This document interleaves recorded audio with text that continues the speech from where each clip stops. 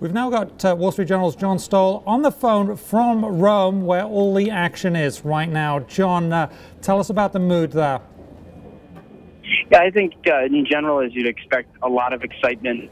A lot of people who were not familiar with the pick, but at the same time were impressed by the energy of the new pope, and more than anything, I think the energy in Rome was pretty tangible from the moment that the smoke went up until the new pope bid adieu.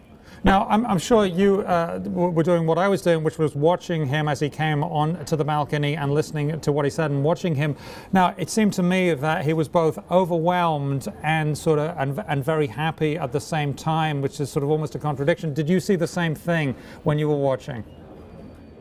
Yeah, I think what I caught was that he was overwhelmed and happy at the same time. I think if you're in the square, you realize it's probably pretty humbling to anybody, no matter what their experience, no matter how long they spent in leadership in the church, no matter what part of the world they come from. They're standing there looking out.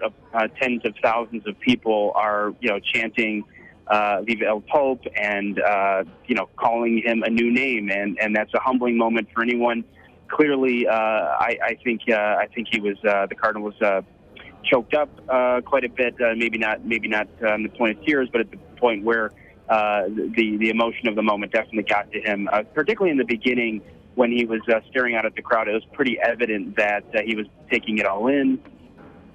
Yeah, and I'm looking at the live shot of the tape shot from earlier of the square of St. Peter's Square, and it is breathtaking even on a TV screen. So to actually be there in person must be really quite something. Now we're hearing he is going to be or might be a reformer of the church.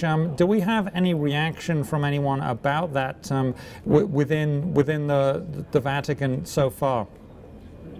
Well, I think the Vatican. I can't speak to what the Vatican's feelings are. Obviously, he met the needs that the College of Cardinals felt were on the table at the moment, and a lot of people have mentioned the need for reform, and obviously, a lot of people have also mentioned the need to have somebody who can clearly and crisply communicate what Catholicism stands for, and at the same time be a steady hand at a time when governance is under a microscope.